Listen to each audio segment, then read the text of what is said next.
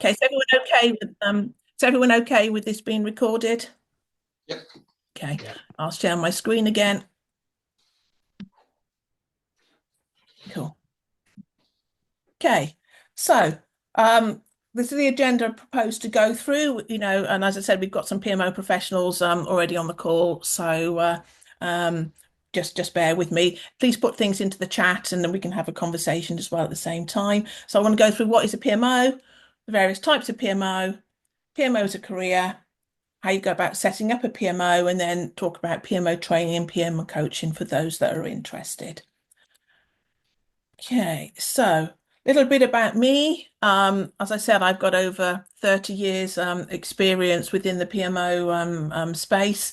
I have worked at various companies. I think Danny, I know you from Barclays. James, I know you from Lloyd's. Jim, I know you from Lloyd's. Vicky, I know your husband from P&O. So I worked for a variety of sort of well-known businesses over the years delivering change mainly as a PMO project manager. So I've worked at the project program and portfolio level, and I have recently qualified as a coach for the PMO Global Institute. So I'm now a certified trainer with those. I'm not going to go through all this, but I've worked various examples of setting up enterprise portfolio offices, setting up transformation offices, ran a large PMO program management office at Lloyd's, and I've also been a delivery director within the police organisations. And again, these are part of my experiences. Okay, so let's get on to the conversation around what is a PMO. I've put a couple of things down there, but if people want to put things into the chat about what they think a PMO is, because I think everyone has different views on what a PMO can actually be.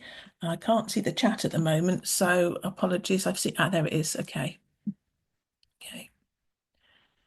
Okay, cool. So, sort of thing, people say it sets standards for project management delivery. Some people call us the police, centre of excellence. And it can be, as I've said, project program or at portfolio level enterprise. So I've gone with the definition that the PMO Global Institute says, and say basically a PMO is a group consisting of an internal and external entities. And I'm just going to admit stakeholders, interest groups, etc., which defines, maintains, and ensures standards for project management to deliver strategic initiatives. So that's if you look at other PMO definitions, they're all of a similar ilk. In terms of that they're trying in making sure we do the standards, but there isn't much point having standards for delivering projects if those projects aren't helping the enterprise or the organization move forward. So there needs to be that link, that strategic link to those particular investments.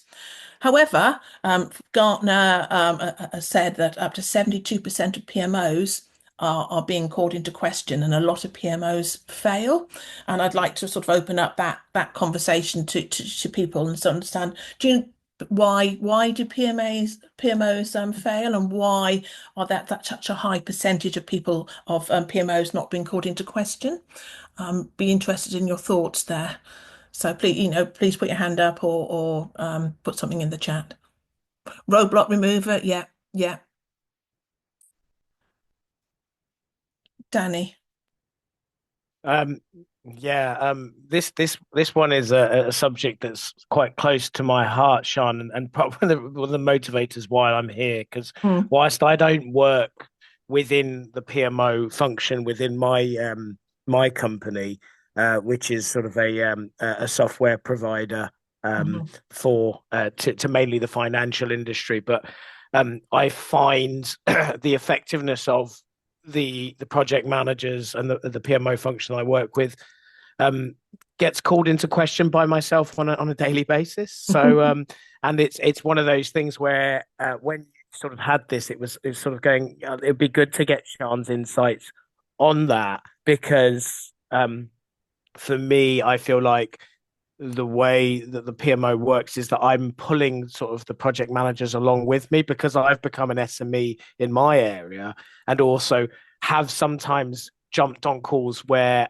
I'm kind of dispensing with the project manager because because I'm literally like, I just need to get on with it. And the PMO is going to come asking questions because they're not necessarily an SME as well that will slow down the process. So that's kind of where I am for wrong or right. And Yeah. I'm sure there's lots of wrongs and rights in terms of that perspective. So hopefully that No, sets it. no, no, that's totally true. And the main reason why so Danny, the research has shown is because they're not perceived as giving value, sort of thing, Yeah, because going back to that earlier conversation, PMOs can be different things to different people. So people expect different things.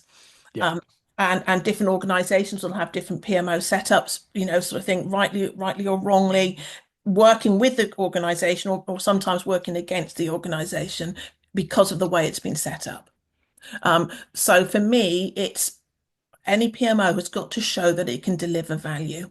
We can have the best project standardization in the world and the best gates and things like that. But actually, if you're not taking that business forward, then so what? exactly. Yeah, Yeah, yeah, that's what I'm seeing a lot yeah, of yeah. currently. Yeah. So hi, Chaitanya, and I believe also Gabriella is going to join us as well. So it's a bit of a Hi, noisy Sean. reunion. Hi. Good to see you. Good to see you too. Yes. Sorry, I've already started, but this is being recorded so you can watch back what you've missed. Hi, Gabriella. You all right? Good, good. I've already started, so I'll carry on. But as I said, you can see that the recording back. So the whole idea with the PMO is actually you need to ground it and get people to understand what that PMO is doing in that particular organization. So if I move on. So again, going back to what a PMO should do, the critical role of a PMO should be we should be aligning any projects that are being done with those strategic goals. Because as I said, if you're going fast and you're going in one direction, but it's not the right direction, then it's you're not doing the right things. So we make sure we're doing the things right, but we're also making sure we're doing the things right for the right things. Also, a PMO should be able to use. We all know, and I think I saw a comment in the chat around under-resourced and not enough resources to help sort of things. So actually, for our precious resources, where are the best places to place those resources? Because actually, again, if you have a prioritized list of projects, you can then place the resources in the right places for the organization to move forward. We talked about standardizing project management practices, and that's always a good thing. Um, a critical role of the PMO should also be to help improve the governance and the decision making. And I know sometimes where I've worked before I've changed it is that governance is seen as something that's stopping you from moving forward. But actually, good governance should be a real help in actually moving projects forward.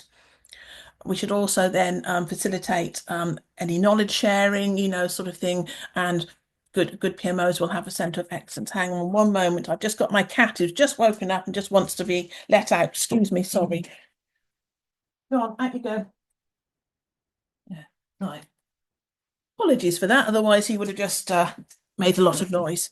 Um, so facilitating knowledge sharing and acting as a coach and mentor to the project managers also should help support our key stakeholders engagement because again part of the reason why PMOs fail is because the senior stakeholders see there are no value or the PMO is not delivering the value it's set up to do.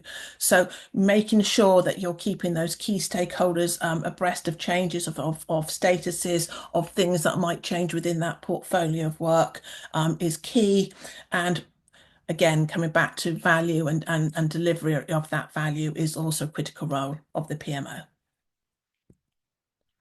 I'm not going to go into too much detail around this because there are different types of structures, there are different types of structures. Everyone might have heard, around if it's directed PMO, controlling PMO, if it's an agile, digital. They're all labels, sort of thing. And when I come on to the training and things that offer, we can go through this in a bit more detail. But the key takeaway here is one size does not fit all. You do need to understand the needs of that particular organization to work through exactly what setup of a PMO you need, and a good PMO practitioner will be able to take, bits from every sort of thing to work through and actually say, this is the services that we are offering this particular organisation because of X, Y, and Z. And the skill in a good PMO practitioner is to work through what it is that organization needs, sort of thing. So these are a lot of the terms that are bandied around, sort of thing, but it will depend on what that organization needs as to what the overall structure and type will be for that organization. Again, working through how you choose that right PMO structure, you will need to understand that organizational needs and goals, sort of thing. And then the overall overriding strategy for the PMO should be to help deliver those organizational goals. And then obviously you need to understand then what types of projects and programs you will need in order to help you move towards those goals, and also typically prioritize those, because if you go back to what we talked about, the resource allocation, you will need to understand where you need to put your key and scarce resources. It also, helps on the organizational culture of that PMO, of the organization, sorry, because you can't just force a structure onto something that actually might not take it, and actually you recognize what you've got today and what you want in 3 years' time. You will have to do an evolutionary role and talk to people and do an awful lot of talking to the stakeholders to get you where you think that company needs to, the PMO for that company needs to be, because people need to work with the change and understand and own that change with you rather than having it foisted upon you. It also depends on the level of PM maturity, Danny. You were talking about in your PMs. You can't put an all singing, all dancing PMO into something where the PM maturity is quite low. You need to think about what type of support structure you'll need to put into place for that PM, and also a good PMO will help increase the level of those project managers and the maturity of them. As part of that, you need to then decide on what your scope and services are going to be. You can do a whole list, as I think APM lists about 30 different services that you can offer, but obviously working through what you can do well. My advice is put the basics in first and then improve on those services as you work through what your basic requirements are. Go back to first principles. What is the information we need to gather? What is the information that is important? And start to work through how you can get that information in and then start to build on that. How do you use it? How do you analyze it? How can you improve it? And then obviously as part of a good PMO, you need to look at the structure. And then again, that will depend on people you've got, the skills they've got, the money you've got, sort of thing. Because again, I think, again, I've seen in the comments, a lot of PMOs are probably under resourced for what they actually need to do. So what can you do with those? I was very lucky when I went to work for Nats. I had a director and I said I need more resources, and he said, "What do you need?" And he gave them to me. Obviously because he trusted my judgment. When I worked at P&O, I had to go in with a business case to justify the resources and say, look, okay, if you give me this, I can do. If you give me X, I can do Y. So different organisations will require different ways of actually going about it. So I've just seen Jim, you've just put something into the comments. Yeah, we're admin only. Okay, yeah, yeah. That looks about right, doesn't it? Sort of thing. I think a lot of people think of PMO just as the admin type of things, where they can be an awful lot more, depending on on the understanding of the organisation. Cool. And if you've got any questions as you go along, please just put your hand up, sort of thing, and I'll try to answer as we go along. Okay, so talking about careers and in PMO, Gartner, I think a couple of years ago, came out and said that change has become the new constant, and companies are moving from an operations-based to a project-based organization. So that suggested then that people who've got project management skills or project office skills will be in greater demand than they currently are today. And I think we've seen that in terms of the number of roles sort of coming through, and also the salaries, also reflect that the demand, demand is growing for these type of skills, and for careers in PMO offers a whole range of from entry level positions to senior leadership, each requiring a unique set of skills and expertise. And I've seen project managers have moved across into PMO and then PMO moved back into project management. So it is, you can move between the two, although recognizing there are unique skill sets within each that you will grow as you've worked down that particular specialization. And then a typical roles in the PMO, sort of thing. We talked about earlier about the reasons why PMOs fail, and that's because you don't have the belief at the top level that the PMO is doing delivery. It's key to have that sponsor.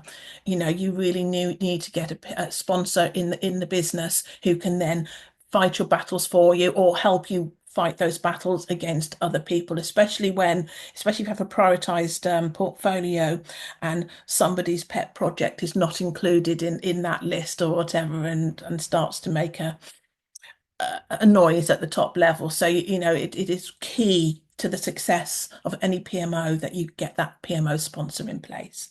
Um, I'm not going to go through all of these roles, but basically, a lot of companies now having a PMO director or a chief projects officer. I've also heard them, sort of called, and that's the the name that seems to be getting. Julia, I can see you laughing there.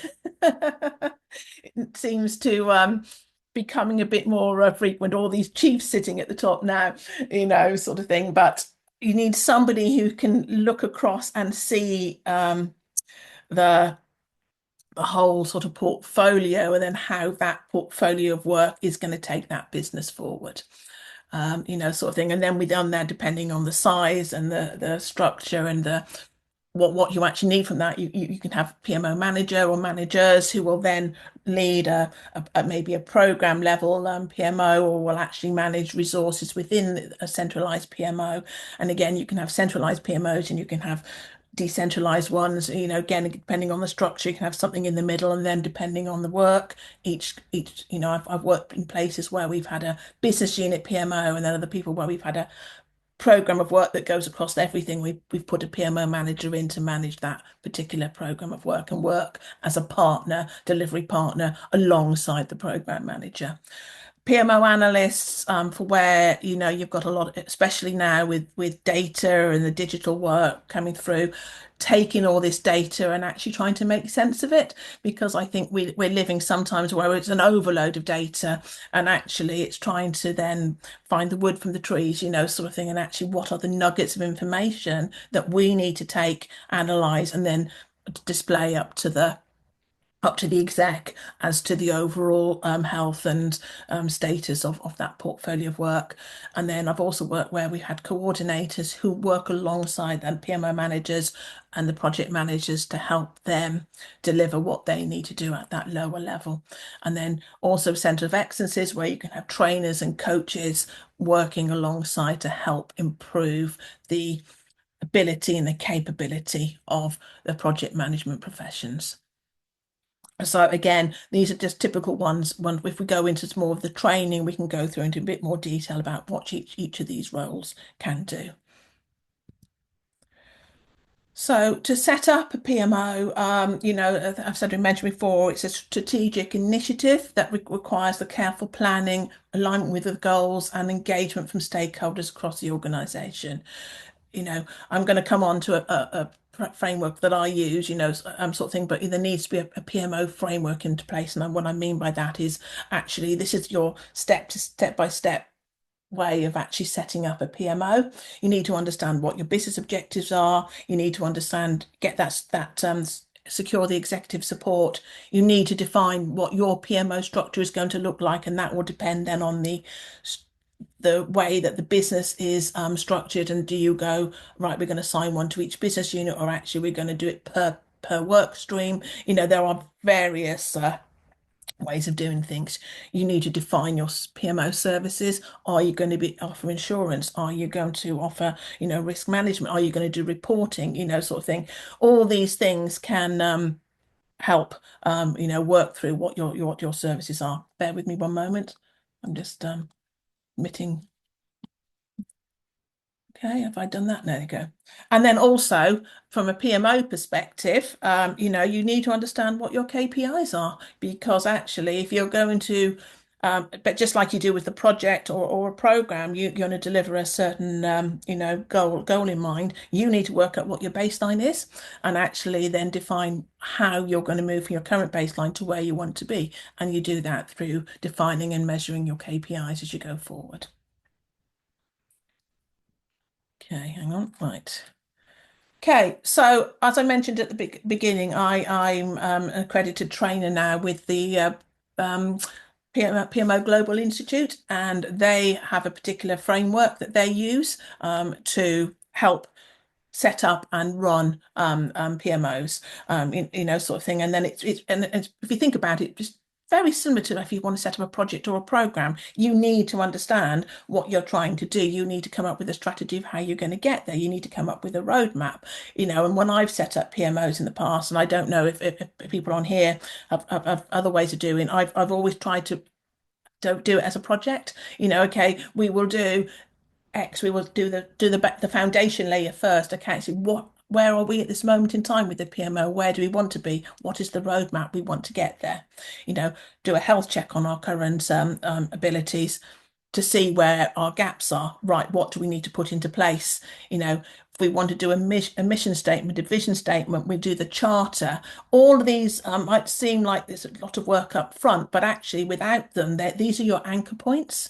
These are the things that you will need to help you get buy-in from your senior sponsors and the exec to show where you want to get to. Because, and I don't know if people have got different experiences, expectations are it will happen overnight. And you have to set expectations that this is not the case. To setting up a good PMO is an 18 month to a 3 year sort of journey. If you put the basics in and you can get those basics improving, but actually to get and we have a level of a maturity map, sort of thing. If you want to get from 0 to 5, 5 is the top. And to be honest, you probably don't want to get to 5. You probably want to get to a 3 or a 4, for your particular PMO. These are the steps we need to go through, and it's not going to happen overnight. So you need to get that foundation layer laid in order for people to understand where you are and what your journey is.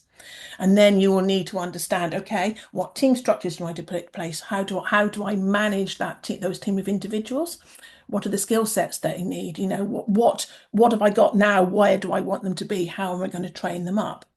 You also then need, from your leadership things, as I talked about, what leadership do I need and what do I need? Director, do I need the sponsor? How am I going to run this particular piece of work? And that's what the role of the PMO director is to help shape that and to actually put that into place.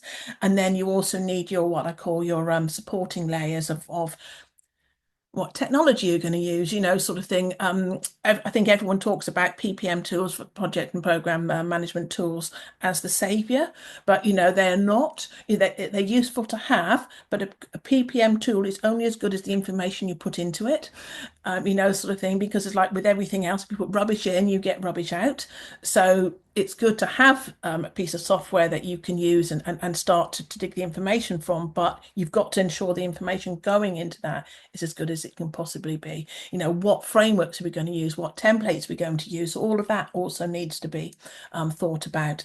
And then you also need then what we call the executable layer, which is actually what is it we're going to offer? What's our services? What's our governance? What's our paths through?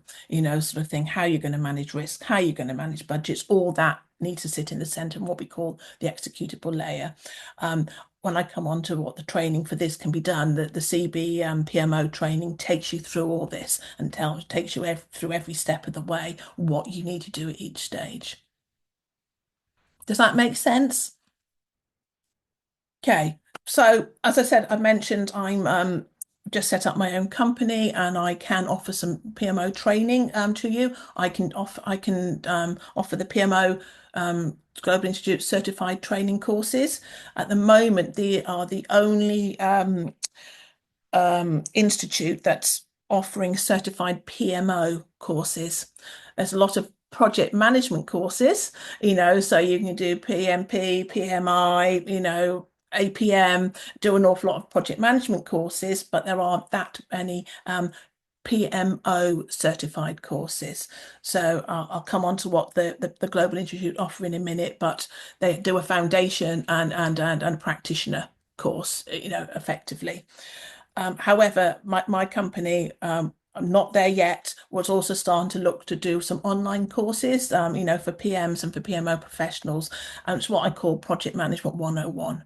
And I don't know about you guys, and I think, Danny, you've spoken about, I just find since when I started working, when I started off as a project manager, trained very well. Some of the project managers I've worked with currently don't seem to have the skills, and they do not know what a risk is. They do not know what a milestone is. The basics seem to have disappeared. And maybe it's because it's agile these days and we don't need any of that. But I would argue you still do. You still need to understand the principles about what you're trying to do. How you do it might differ, but the principles are still the same. So I'm trying to set up a set of online courses and a membership that people can then just dip in and out of things as they want. And then I'm also starting to offer bespoke training to corporates and to individuals if they need it. So a quick talk about the PMO Global Institute. As I said, it's the only global institute that's offering PMO certifications that are globally recognized across the world. I do believe since I put this together that there used to be something called the PMO Global Alliance, have now been bought out by the PMI, and they are starting to offer some PMO qualifications, and I believe that's been set out this week. But they are owned by the PMI, so I think it's got a very American bent to it. Shouldn't say that in a derogatory way, but us being British, I do find the PMI is quite American, but horses for courses. And as I said, the PMO Global Institute offers three global certifications. One is the CAPMO, which is what I call the foundation layer, sort of basically the starting point. The CBPMO is the practitioner level for PMOs, and then they've also just started an agile PMO course as well, which I have to admit I'm doing next week, so I haven't done that yet. So basically, the CAPMO is the certified associate in PMO, and it's aimed at the people who've only been, who are starting out in their career, and gives the basics of what a PMO is. So you can get introduction to PMO, how you set one up, how PMOs work, how do you manage projects and programs within PMO.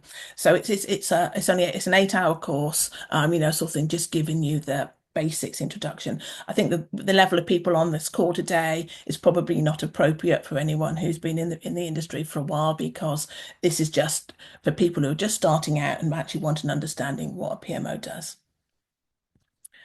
That's the eligibility. I'll share the slides afterwards so people can have a look at this, sort of thing. But as I said, you don't have to have specific professional experience. Some might help, but it's not a precursor for this particular exam. And then what I've talked about then, which is the certified baseline PMO framework. This is a 4-day or 21-hour course, which will go through each of the elements of that framework to talk you through how you would go about setting up a PMO from scratch and what elements you will need into place. And the eligibility for that course is slightly more. You will need to have some experience within project and program management or PMOs to do that. I've raced through that. Any questions? Please put your hand up or put something into the chat.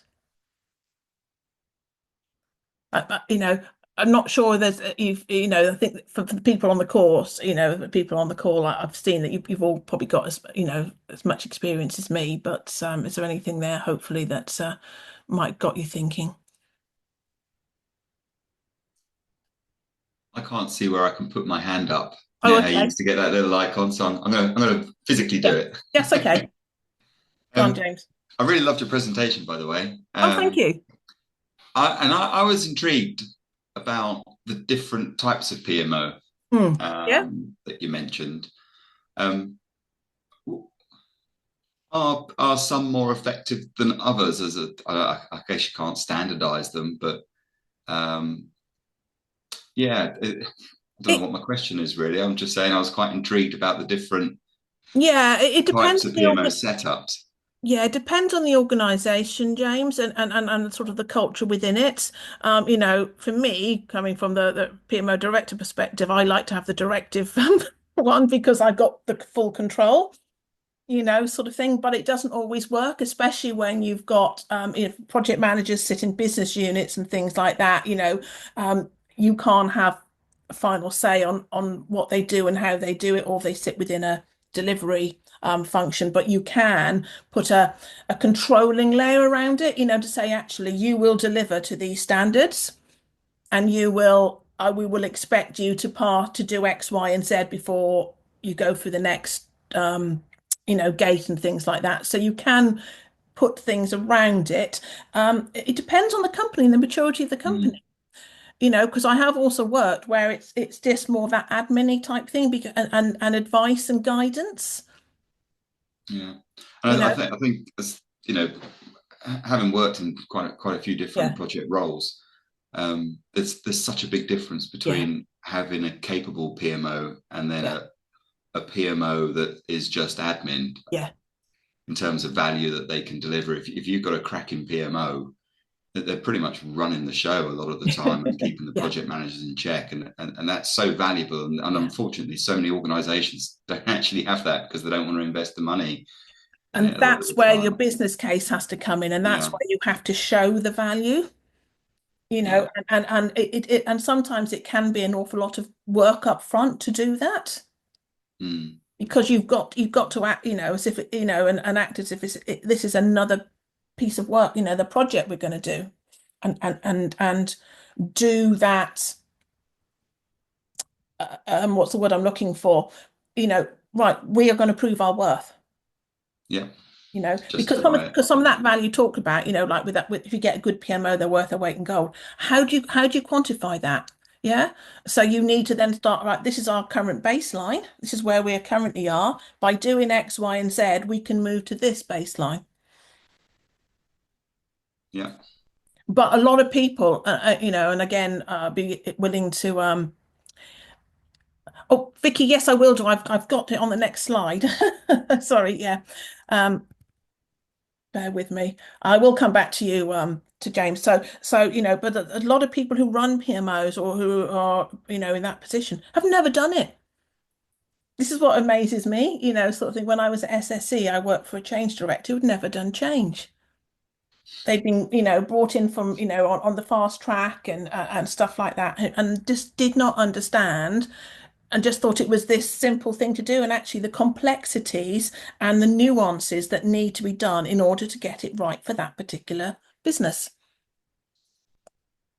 And that's where a lot of people, I wouldn't say fall down, but because you and I worked together at Lloyd's, that's what Lloyd's did right, mm, sort of thing. They understood the value of a PMO, yeah. Agreed. and that really helps. So part of what you need to do, sort of thing, in different companies is actually have somebody who sits at the top or near the top who can start to articulate the value of what that particular area can do, Yeah, So I hope have I answered your question? you have. Yeah, Yeah, absolutely. cool. Yeah. Are there any other questions? So, Danny? Just a quick one, Sean. Mhm. The you were talking about buy-in at the highest level. In your experience, are those people like unicorns in the industry? Because I literally have not, like all of people that I sort of interact with at like sort of sea level Yeah. and maybe just below that are responsible for setting up a PMO. Um, they just don't have the, as you rightly mentioned, and it just set up like a light bulb Mm. moment. Like they don't, their backgrounds may be marketing Yeah, or finance yeah. or operations. They don't have that formalized training. So I was just wondering what your experience was like. How many times you found somebody who's like maybe a project director or program director and has set this up, and that actually their background is they've rolled up their sleeves and they've done the hard yards in Not, this you're area. right, not very often, sort of thing, because it staggers me that people it can go into those positions without that background. But I think a lot of companies, especially the larger ones, think they can just rotate people around, and give them experience running these particular. I can remember when I was at Nats, and my director said to me, he said, "Oh, Sean, you can go off and do something else." I said, "No," I said, "My experience, my all my confidence, all my experience is in this level." I said, "I want to be the director of this particular unit. I don't want to be director of something else I know nothing about, you know?" So for me, I think it's trying to change that attitude. And what I find is once you start to explain that, and I'm lucky because I've got years of experience behind me, but so I got to that level. As soon as you break it down into first principles, and actually explaining what a proper PMO or P3O or portfolio office, whatever you want to call it, it does, people start to get it. Yeah. But then you also have to back it up with results, which is why you need to get your KPIs and your baseline in, straight away to show, look, right, this is where we started, this is where we are now, and this is where I want to be in 2, 3 years' time. But you're right, that's why you need to find those unicorns. And if they're not in you said you work for a software house at the moment. It's a software house you work at the moment. You Yeah. know, if they're not at that level, try and find it at the next level down, and trying to help cultivate and see if you can go and ask and help them to get themselves um, more airtime with the people who can make the decisions. Yeah, nice.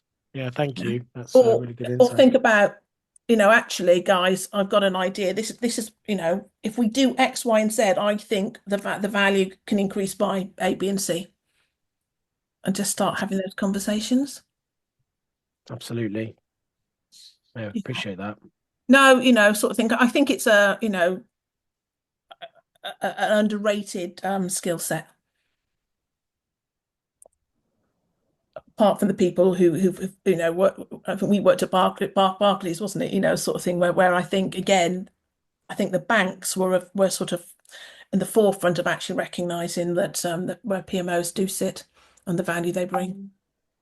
Yeah, and even now, I'd say, looking back, like how incredible that setup was and those Mm, individuals were, it yeah. was, And we did it all from yeah, first principles. yeah. Never found that since, Sean. Really? Unfortunately, Okay, you go. no, unfortunately Yeah, not. yeah, yeah. Right, okay. I've been told by Jennifer that we're running out of time. And I don't know if it all shuts down at 45 minutes. As I said, I've got I'm running some courses, sort of thing with the CA and the CB PMO courses. The dates are there. Um, there's special offers for those who've turned up today. Also, because I'm just setting off as well, I'm also offering a one-to-one coaching session with me for free. So if you're interested in any of those, just please drop us a line, and we can take it from there. Thank you so much, Sean. I've found this really Thank you. useful, very insightful. Good. Thank you for your I'm time on glad, this. sort of thing. And as I said, any comments for make me improve on this and to help. I will be starting to run some. This is more not a selling pitch, but this is more a pitch. But will also be starting to run webinars on more how to's as well. Sort of thing to help people start to improve their capabilities.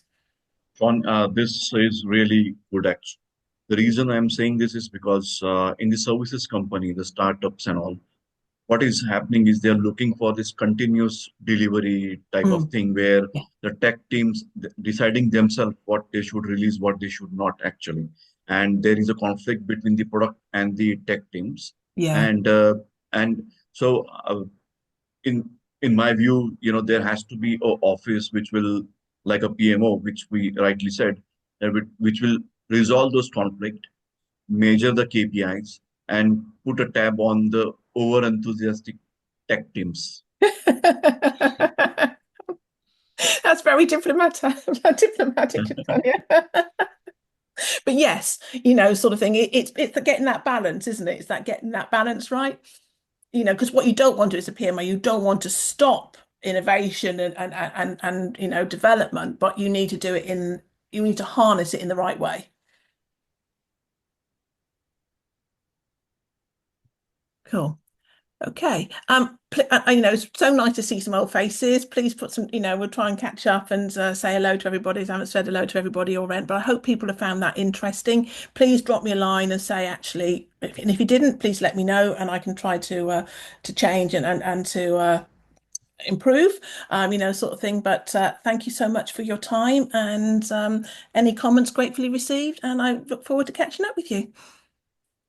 Thanks, Thank you. Sean. Thanks, Sean. Thank you, And Sean. I do believe we've got a YouTube Cheers. channel now, so we'll be putting this on YouTube. Way, look at me. Thank you. Well done. Amazing. Thank Cheers you. Take then. care. Bye. Bye. See you Cheers. later. Bye-bye, everyone. Bye. Bye.